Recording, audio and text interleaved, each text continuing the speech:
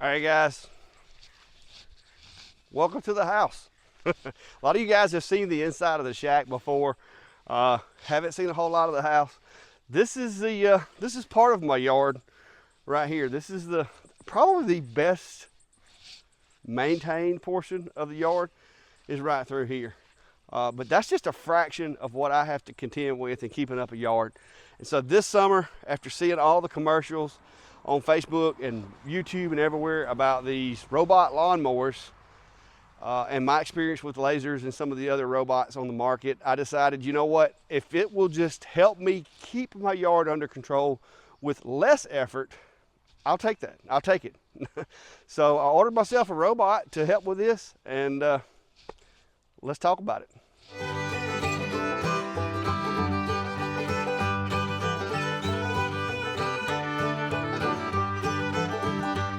All right, guys, so give you a little more idea of how big and diverse of a area that I have here.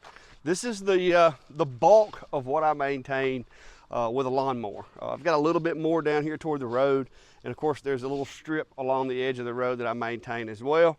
But for the most part, this is the area that I generally maintain using the riding lawnmower. Now, here in Alabama, the terrain is not ideal, and that kind of had me kind of hindering choosing which machine to get. I didn't really want the RTK because you can see I live in a wooded area. Not to mention, I don't really want to have to climb up on the house and mount the antenna. So I wound up going with the Ecovacs GOAT A3000. And the reason is it uses LiDAR. Yep, it uses lasers to map out the area. And you can see the goats going around the edge of the house there now. It's finishing up on cutting basically this whole entire area. Now, I've been doing it in steps and phases, trying to get all of the areas tested with the machine to make sure that it's going to be able to do them. So several of the areas I have cut multiple times with it. The one thing that I will say is it has surprised me how well it works with the gravel and stuff like that. So the gravel, as you can see, this is, generally speaking, this is all over my property is sand and this gravel here. And another thing is here, I have Bahia grass, which is this little grass right here. And if any of you guys have this in your yard, you know that one good rain and this stuff pops up and can get really tall. One of the downsides to this machine so far is that it will actually see these and trigger the obstacle avoidance. So I expect to see some type of a firmware patch maybe to where you can, if you have this type of grass, maybe you could allow it, you know, for objects of a certain thickness or whatever to, you know, just avoid those or not dodge those, because it will dodge this if you're not careful. But all in all, so far I've been really pleased with the way that it works, and I kind of want to walk you through the story of me and my lawn care robot. So let's go check it out. All right, so here it is in the back of the buggy. I did use the buggy to bring it back to the house. The package was around 55 pounds, so it's not light, but it's not terribly heavy. Just nursing my back a little bit. So you've got the three main components to the machine. It's going to be the base. That's the back of the base there. You've got the machine itself, the robot itself, and then you've got the floor of the charging station. Those are really the only three major components that are in the package. Other than that, you're going to have the little box there.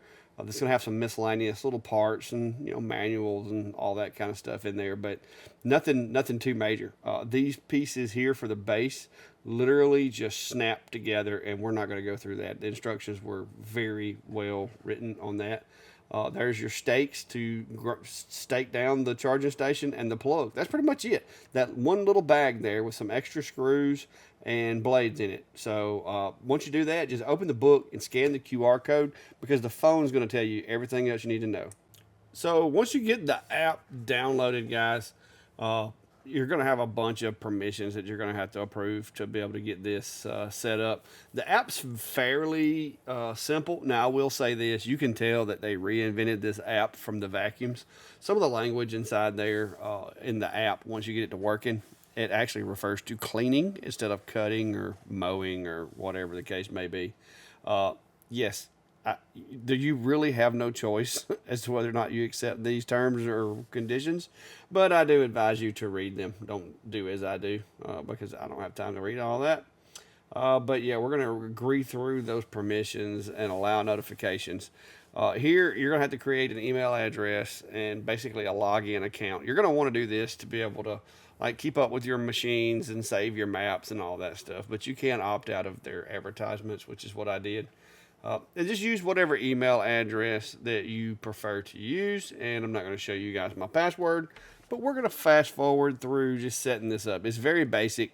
You can't really mess this part up as long as you follow the instructions that are in the book and just, follow the app. You can see right there where this app basically controls all of their stuff that are made for inside the house. So that's why some of the language and stuff is still, even for the lawnmower controls, it still says clean and stuff like that. You will have to put a PIN code on your machine. It's fairly simplistic. Just read the little directions right there, and then once you've entered that PIN code twice, it's gonna let you know that you can move on through the procedure. But you do want to do that because this is part of the anti-theft. Basically, if somebody steals it, they can't use it. Like if you power this thing down, you can't use it. It also puts a PIN number on the video feed if you try to access the video. So that's a good thing. I mean, that way nobody can remotely access it if they don't have that hard PIN that's actually put into the machine. So, all right. So a few more permissions and everything, and we're eventually going to get this thing connected to the phone. That's going to be pretty much all of the other setup and configuration. The directions are in there. The configuration is done using the phone. I did check. The app does work on an iPad, but the resolution is not really optimized for an iPad, so it's going to basically look like your screen looks now on the screen of your iPad. So a phone works better. If you need it to be a little bigger, you could use an iPad. I did use the iPhone, I think it's the 13 that I have, to set this up. So if you have questions about that, I haven't tried it with Android. But yeah, so there we go, getting into the machine now. All right, so one of the only parts of assembly, guys, is this right here. You snap those two parts of the base together, plug up the power pack, and then plug it into the wall. And it comes with these 4, or I think it's 6 little anchors. They look like really big lag bolts. You just drive those guys into the ground. If you're near any of your utilities, make sure you don't drill through anything. But yeah, just drop those in there with an impact and boom, we're done. All right, luckily it came already charged. So really the only thing you had to do is kind of train it where its house was by putting it in front of the docking station and letting it, just kind of go in there and mark it. And so now I have started the mapping process, which basically you control it manually and just draw a line around the area that you want to cut and go from there. So here's kind of the map that I'm using currently, and it's very elaborate. All right, so as you can see, it's kind of clumsy, I guess you could say, but I did find that it was very effective because the way I've got mine set up, when it comes back, basically the machine knows to try to get as close to the walls and stuff as it can without running over them, and that's in the settings. And this is before I did my weed eating and stuff, and this is rough. There is one thing that I do want to caution you guys about if you live in the South or anywhere that it's really, really hot. During the making of this video, I did have some problems with both the iPhone as well as the robot, both overheating, and it was a bit surprising. So what I ended up doing, of course, I went to the freezer, got myself an ice pack, took the OtterBox off of my iPhone, and was able to continue. Well, this worked pretty well for the phone. The phone did not have any problems after this of overheating because it's sitting on an ice pack. But, I was careful not to drop it and all that good stuff. Right here, I did find that it can cross this gravel here, but after a few trips, I kind of decided to go back and take that out of it and set a no-go zone.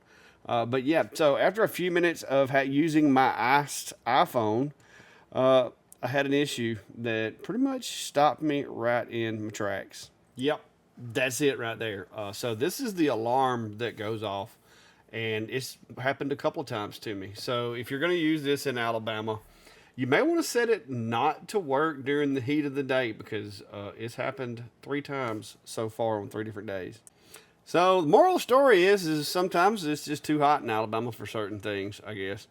But all in all, the robot's doing a really good job. And other than the heat issue the Bahia grass being a little, more than the sensors can handle. Like it keeps faulting out. Like you can see right there to the left, their little stem of Bahia, of course. That stuff is enough to trigger the obstacle avoidance. So I think maybe there's a sensitivity setting that we could, maybe we could add that to the app.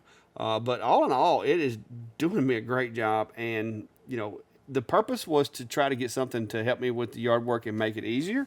And I think we're onto something with this. It really does seem to be a big help. And you can see this is it going back home by itself, and it slides right up in there and goes to charging. All right, guys, so as far as a place to home my machine, there was a couple of things I took into consideration when picking this location. One, it's out of the way. It's an area that I already have to weed eat anyway because you can't really get back in there with anything. It's close to the house. Of course, there was an outlet right above it, and how fortunate was that? We've never, in 20 years of living here, since we built that house, I don't think we've ever used that plug for anything other than maybe a fan for a little while. But now I have changed out, put a different cover on there so I can leave that plugged in. And I've got the GOAT sitting right there, plugged up, ready to go. Secondly, this is on the north side of the house. As you can see, for the most part, the sun will never be directly beating down on the lawnmower. He'll always be kind of sitting there in the shade. Also, we have gutters, and the overhang comes down to about right here on this guy. So it's literally, the rain sensor is barely out from under the gutter. So if it does rain, the rain sensor will get some rain on it to be able to detect it. But for the most part, the rest of the charger and everything is under the eave of the house. So hopefully it won't get too wet. So I felt like that was a good location for it. So far, it hasn't had any problems going back and docking. I do have this driveway laid out, and I'm gonna kind of walk you through how I've got the driveway and the mapping worked out, because there are some things that you need to know when setting this up to be sure that you don't pull your hair out with the machine, because you've got to prepare for your grass to be cut with something like this if you're used to using lawnmowers.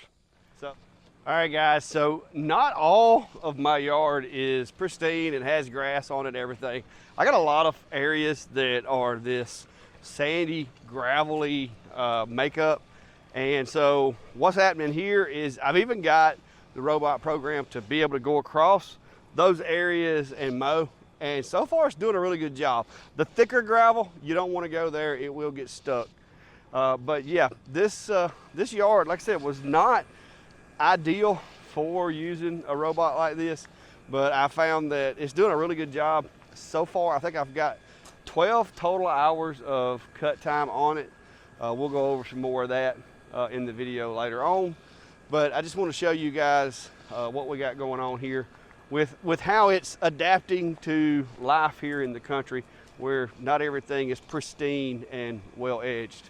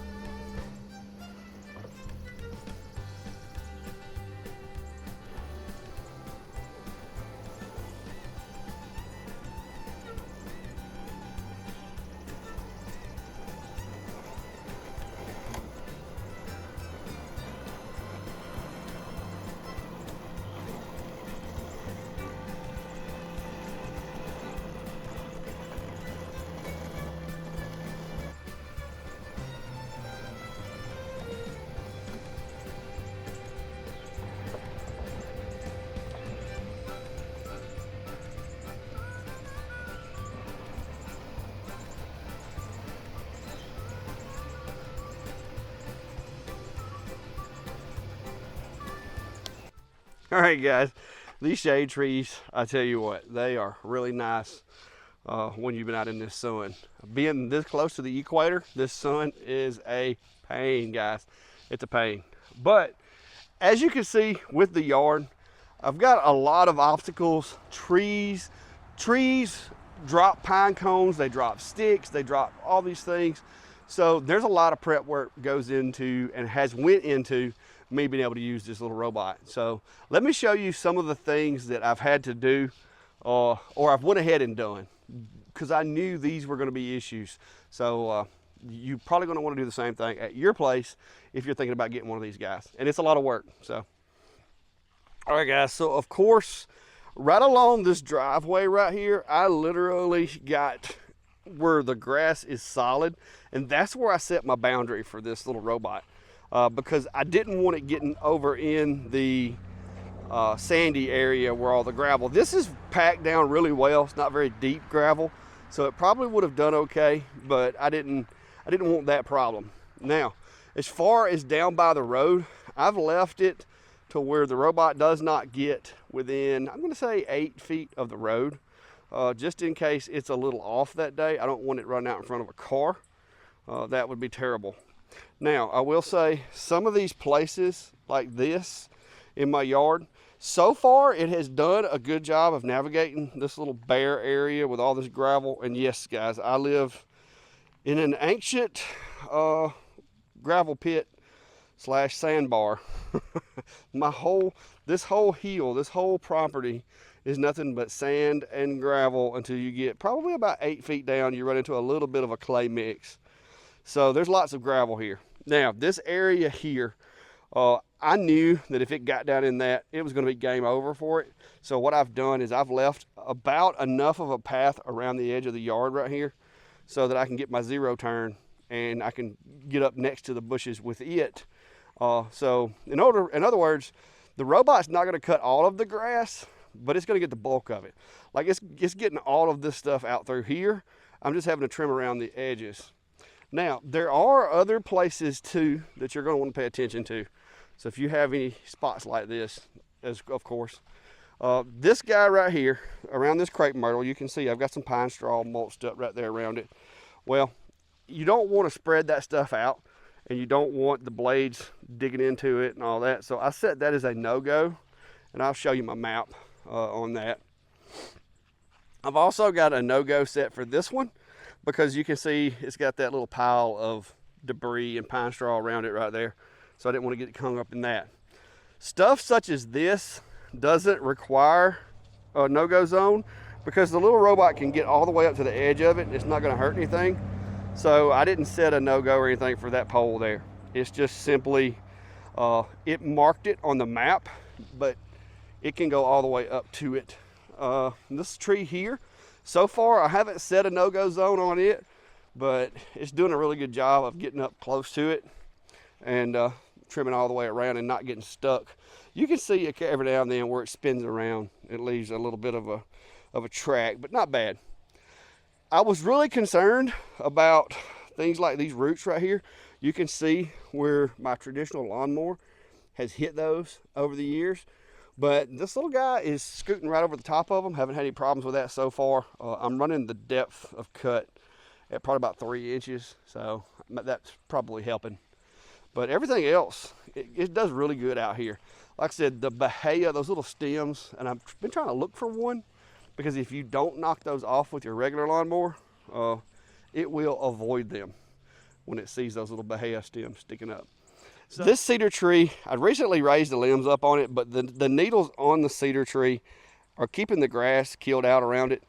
So I've got to do some work here with either some sod or I've got to do something because until then, this area on the side of the slope right here, I've got it set as outside of the boundary area because you can see up there where the porch is at, it mows up there. But when you get down to here, the side of this hill through here, right now I don't have it doing that. That's a manual mow only area. One, the slope's kind of steep, and then two, I've got a little bit of dirt erosion issues going on here that I've got I got to get fixed because I know it will fail on that. I don't want to set the little guy up for failure. And I've got the same thing going on these other two cedar trees over there. Now, down here, this under the power line here, it's been doing a really good job. You can see, I can see the stripes down through there. I've got it going just to the base of that big heel over there. I plan to try to set that heel over there up to mow, but I haven't done it yet. I do have, and you can see part of the area here down the other side of those trees toward the road. About half of that area toward the road I've got set up to mow, and it's done a good job. I'm going to try that heel over there. Just haven't done it yet. I've got some ruts and stuff that I've been fixing. You can see right here, I had to go and fix a couple of holes because I'm trying to get all my little holes patched up. I put some sand in that one. Luckily, I got plenty of sand too. Did I mention that? And I kind of patched that one. So if you have those little holes like that, because I'm planning on trying to add this little section of grass here into the map and just draw myself some no-goes around those cedars. We'll let you know how that works out. But check it out. Check out those stripes. It's doing a really good job so far. So let's go get it in the shop and do a little analyzation, and I'm going to show you some of the stuff about the app and everything. All right, guys. So far the app's very basic, very simple, but the divide map, the map editing functions are just broken. All right, you can map, you can do a no-go zone. I'm having, no problems with that. But if you want to try to divide, like see how my map, I wanted to divide it so I can assign different days to different sections. It won't let you divide it. And when you create another piece for a map, it automatically joins it. So, but then it won't let you divide it. So I've reached out to Ecovacs, and we're going to see if maybe that's something that they're fixing to approach in an update. But right now, this is really annoying me, and I haven't found a safe workaround to break this map up so that I can do it in sections. It's really frustrating, especially if you have a start over on the entire area. All right, guys. So in closing, just kind of walk you around here and show you. You can see the lines and everything that's in the yard. The robot's doing a decent job. I would say a good job considering the environment that I've got it operating in. I'm sure when they built this thing, they weren't anticipating me putting it through this little torture test. But the two big hang-ups right now that I want to make sure everybody's aware of, because guys, I watched every video I could find on this machine. Nobody warned me that it was gonna get hot and cut off. And there were some folks said that the app wasn't great, but it just, like I said, mapping, you can map, you can make an area, but if you have a big area like I do and you want to divide it, that's where the problem comes in. But all in all, there's the robots back there. You can see him doing his thing. If I can get myself to where you can see him. All in all, do I regret the purchase? No. It's gonna work for me. I do hope that they patch the app, and I'm gonna put the mic over here where you can hear what.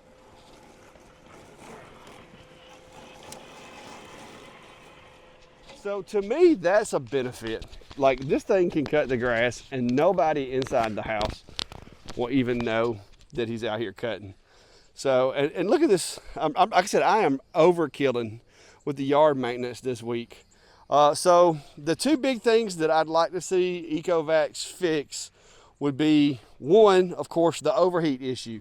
It's probably not a problem in the other parts of the world, but if you're in the southeast United States, near where I am, or if you're in some of these really hot places, it's going to be an issue. Currently, the workaround that I've used, it has this setting to where you can set it to avoid animals at night. I basically set that for the heat of the day. That way it goes and parks between 12 o'clock and 2 o'clock, which is when the sun's directly overhead, and then it resumes after 2 o'clock. That's not what they intended that setting for, but it works.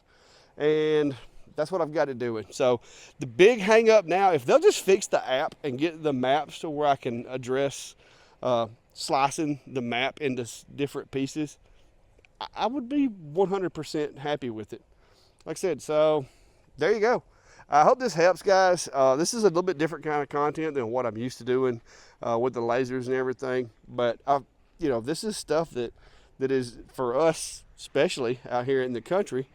This is something that we didn't know. I didn't know if it would work or not, because all the folks that I saw testing these things lived in these nice neighborhoods where they had like zoysia or these nice grasses that was well manicured. Not out here in the country where I live. The one thing that I do like about the obstacle avoidance is not so much for animals and stuff, but for limbs and pine cones and stuff like that. So far, it seems to be the way to go out here. So there you go, guys. I'm gonna sit out here and watch this little guy run a little more. But if you like the video, be sure to give it a thumbs up. And also, if you have similar experiences with robots, or if you have one that you use that you know you think could do this, drop a comment. Let me know. Like I said, I do like the technology, and I'm not against trying out other machines. Like I said, I did buy this one, my own money. This is my $3,000 riding around in the yard here. So it wasn't a gift to review type situation. But, you know, who knows? Maybe in the future. But until next time, guys, if you don't mind, hit that subscribe button, follow, like, all that good stuff. And we'll see you in the next one.